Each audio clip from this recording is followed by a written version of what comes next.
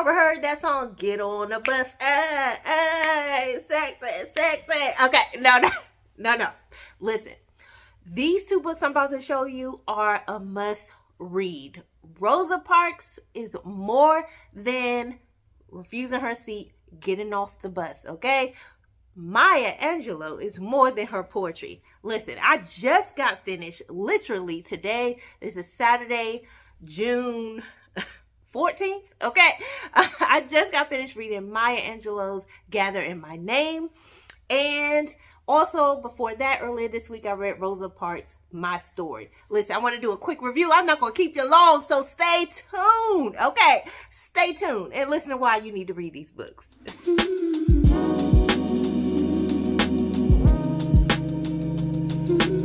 Thank you for staying tuned, okay? I am Darnaya, Darice, first name, middle name. If you are new here, thank you so much for joining. Don't forget to like, comment, and subscribe, okay? We do all things bookish content, lifestyle motivation, personal development, vlogs, reviews. We're doing all the things, but the most thing, we're growing and we're glowing. Hashtag glow and grow, okay? And we're staying positive on this corner, okay? On this side of town, on this side of YouTube. All right, but the first book we're going to get into is Miss Rosa Parks' My Story. Rosa Parks wrote in her own words. This is her autobiography. It is short and sweet. It is less than 200 pages. It's only about 188 or 89 pages or so. And as you can see, I've tabbed some. What I do is I use these tabs and I place them on the inside instead of the outside because I don't really like the aesthetic. Okay, it's just a preference. I don't like the aesthetic of the tabs sticking out per se. So I started just doing tabbing the inside and doing an arrow and marking where. And I marked this up. I mean, this book, listen, Rosa in this book addresses misinformation about her stance of her refusing her seat, what we know of back in 1955, December 1st. That's the one that they talk about a lot. That was actually her second time refusing her seat. The first time she talks about it was this driver, this white male driver named James, and James had been a bus driver for about 27 years. He kept his job, by the way, because it's the same bus driver she would have issues with, and she would try to miss his bus after a while because she like, I learned a lesson. I'm not dealing with this guy. But she accidentally gets on his bus. But the first time, she decided she was going to sit down, and she dropped her purse, picked it up, and she was like, I'm going to sit. I'm not getting up. He asked her to get up. I'm not going to get up. He came to her and said, you better get up before I hit you. And she said, I know you better not. Okay, you know that phrase. You know when we start to say, I know you better not. You better go somewhere. You know it's about to go down. And listen, Rosa was a small young lady. She was a small woman growing up. She wasn't too big. It wasn't after a while until she started to like really be fully into herself, and she was bold. She talks about her childhood all the way up until she kind of retired, if you will, from activism and doing speeches, but she stayed taking interviews for a long time. But I love how she writes this book. I give it 4 stars. She writes it as if she's one of your grandmothers or your great aunties who done such great work, made an impact in society, has so much wisdom, and she's sitting down one day and just on a Saturday, Sunday night, or a Sunday day, talking to you and telling you all the things in her life that she went through and her journey and the choices she made and why she made them and what she felt about the outcomes and the results. She writes as if she's just talking to you. And so it's so great to read with ease, with enjoyment. You feel like she's right there in your ear, sitting next to you, and you're like, wow, you did that, or you went through that. Must read. Please read Rosa Parks for your own self. And listen, in school, I didn't even know she was still alive. I graduated high school in 2004. She didn't pass away until 2005.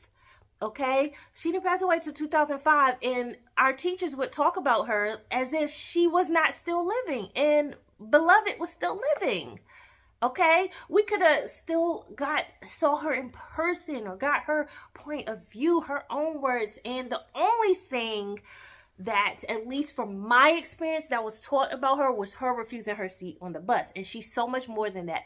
She talks about her childhood and her grandfather. She get her toughness and her bravery, her boldness from her grandfather and her great-grandfather. She talks about her grandfather would sit with a gun in the house, in front of the house, when when different bombings, when activists, she was getting active, and different things were going on in Montgomery, different parts of Alabama. She would sit right next to her grandfather.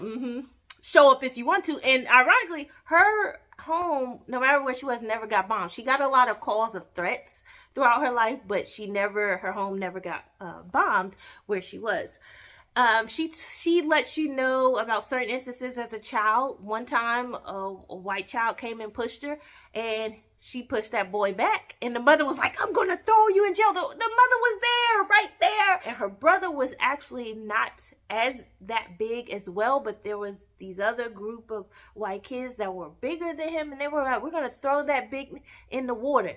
And she said, you can try. You throw them in the water. We all going in the water, okay? So we gonna all go together. And this is little Rosa, okay? Little Rosa. She is just a child, a teenager at this point, a young lady growing up, and she's like, we can all go in the water. And I'm like, don't that sound like some of your friends? They be like, oh, you can try if you want to. You want to all be doing it. You all go down with you. So, she talks about a lady named, I want to get her name right. I believe it's Septima. And I'm going to put the autobiography, I think it's Echo of My Soul, the picture. You'll see it pop up at some point, but Echo of My Soul.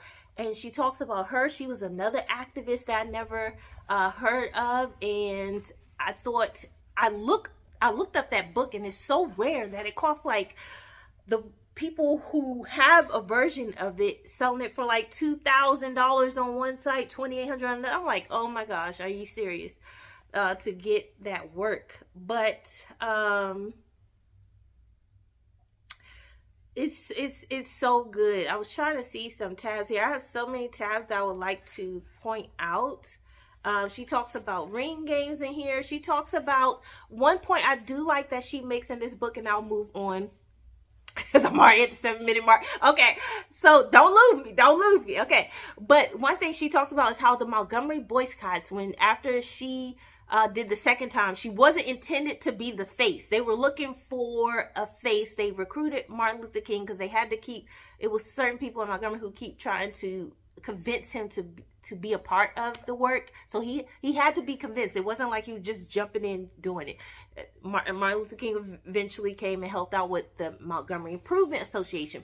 So she just so happened to become a face because there was another black teenager who took a stance. Her name is called Claudette Colvin, and I believe Claudette is still living. She actually refused her seat before Rosa, but Claudette, when they went for her defense, they found out that she was pregnant, and they thought that she wouldn't be a good representation of the movement at the time because they felt white people would use the excuse of she's impure or she's not holy, she has this background, and this is why they're doing this type of thing. And so they went with Rosa because Rosa ended up refusing a seat. And she corrects the notion that she didn't refuse a seat because she was physically tired.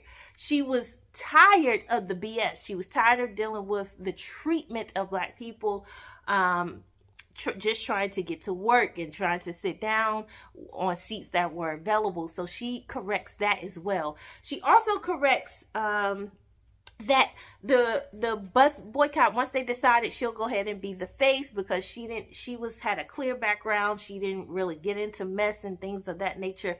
So she became the face. And black people in Montgomery started their own transportation. So they boycotted for about a year or so. And they created their own transportation system, their cab system. And they would charge 10 cents. Normally the cabs would be 45 cents.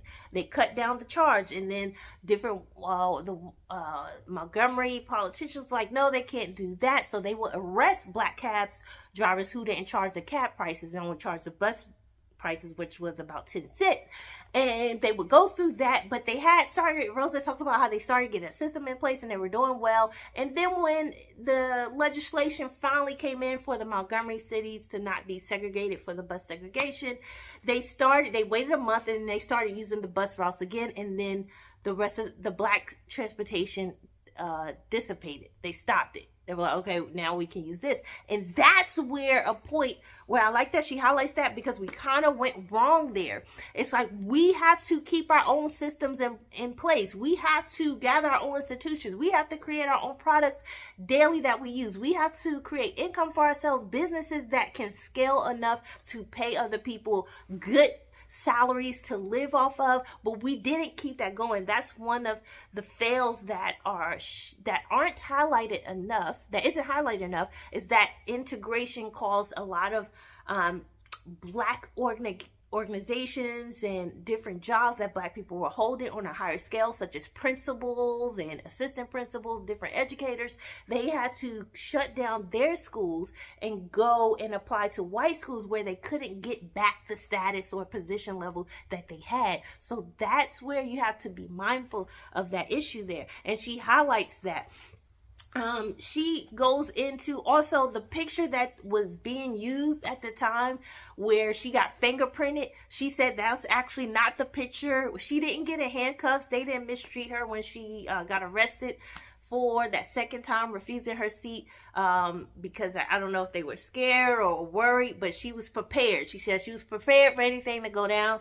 And but the picture that they showed of the fingerprint was actually when it was like her and 88, it was about 89 of the black leaders, including Martin Luther King, who got arrested for boycotting, because they said they tried to switch up the law. Boycotting is illegal here, and they all got arrested and fingerprinted, and they used that or they circled that around. If you see that image, you want to check to see if that's when they got arrested for the boycotting or was her refusing her seat, because that was the wrong picture. But so you got to fact check your information, learn more about our leaders. And then Maya Angelou, this book, 5-star. Oh my gosh, this lady is so bold. She is so strong, so daring. She lives in who she is. And a lot of you don't actually read her story. She is more than Still I Rise. She is more than Phenomenal Woman. She is more than the poetry. Listen, if you want to know about somebody, go and check the words they wrote about themselves, and then go also see the perspectives, the way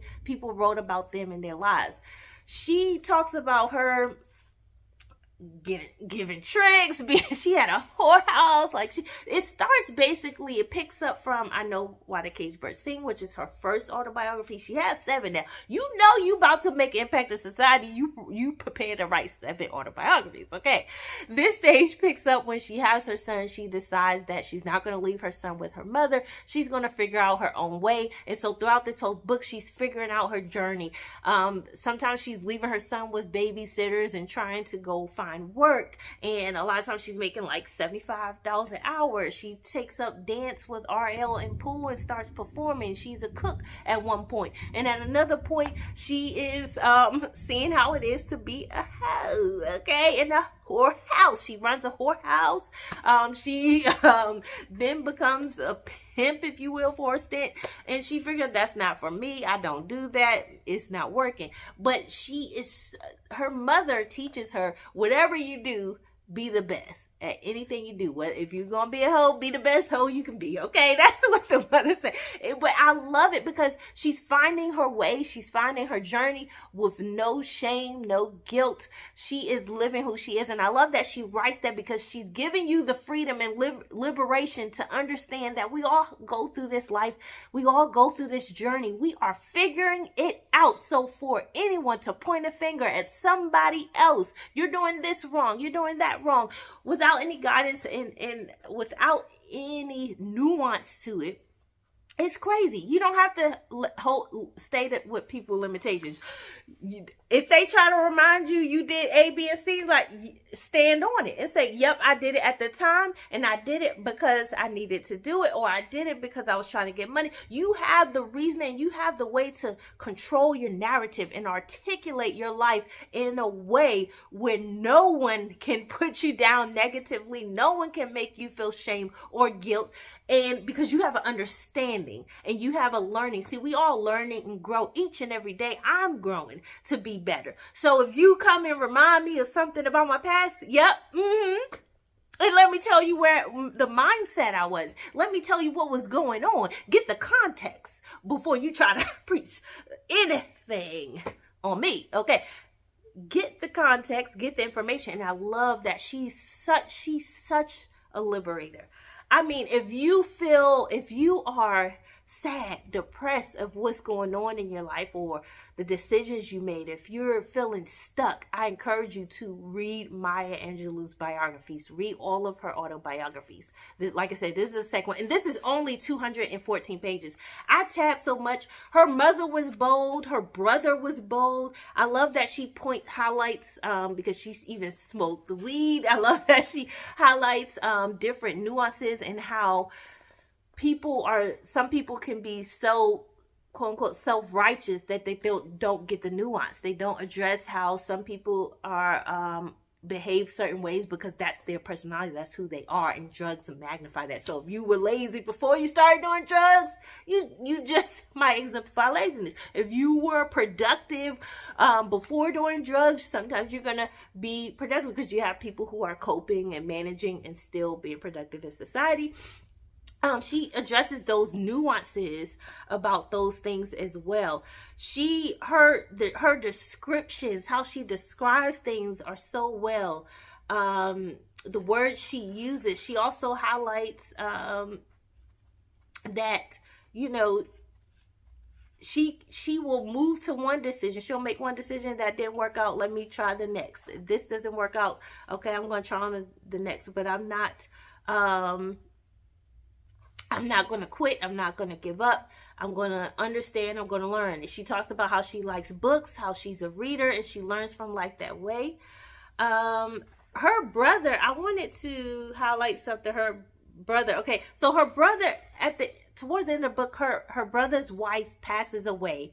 And the brother is trying to figure things out. And he's like, he's going to go to New York City. He's going to get a different job. And he's going to navigate.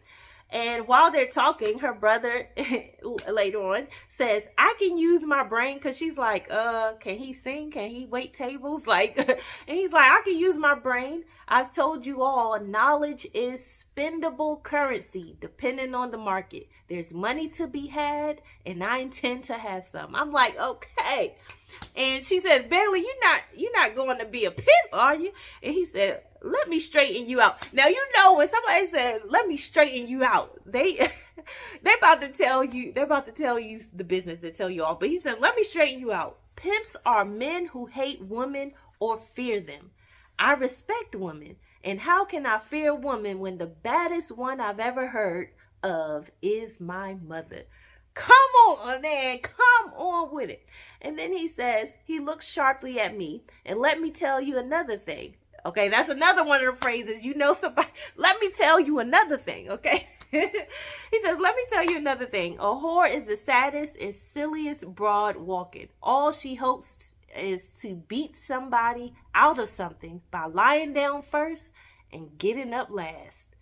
She said, Maya Angelou thought to herself, I didn't want to be included in that company yet. I had lived at Clara's, and Clara's was the whorehouse at the time that she had lived at, and she tried it and it was like, okay, it's not for me. And then he went on, he was like, I'm not talking about you. There's a such thing of whore mentality. And he basically said, you don't have a whore mentality. Okay, you smart, but you're not smart enough to survive in this business. And so the brother, I'm telling you, you would love this book. It's so refreshing. It's so informative, and it gives you the freedom to live your life. So that was Rosa Parks, My Story, Maya Angelou, Gathering My Name. If you love this review, don't forget to like, comment, and share. If you have read it, if you haven't read it, if you plan to read it, let me know. But I encourage you on today to live your life, love yourself. I have to tell myself every day to get up and keep on going.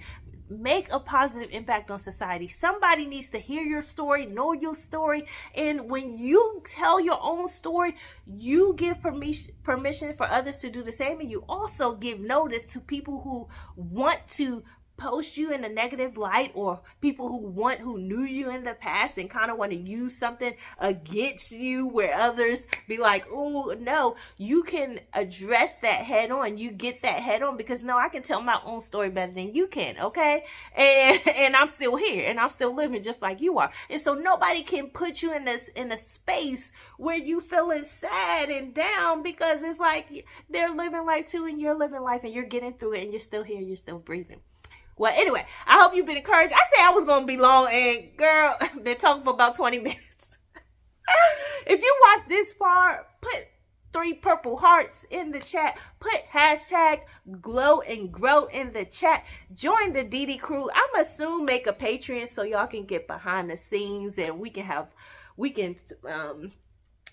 come on video together and talk about these books, or do a book club. I don't know. We're going to just be doing things, okay? So look out for that in the description box soon. I'll let you know. But my next video is most likely going to be a book haul. So come back tomorrow, Sunday, or whenever you're watching this, come back and watch my book haul, because I got a lot of great books, okay?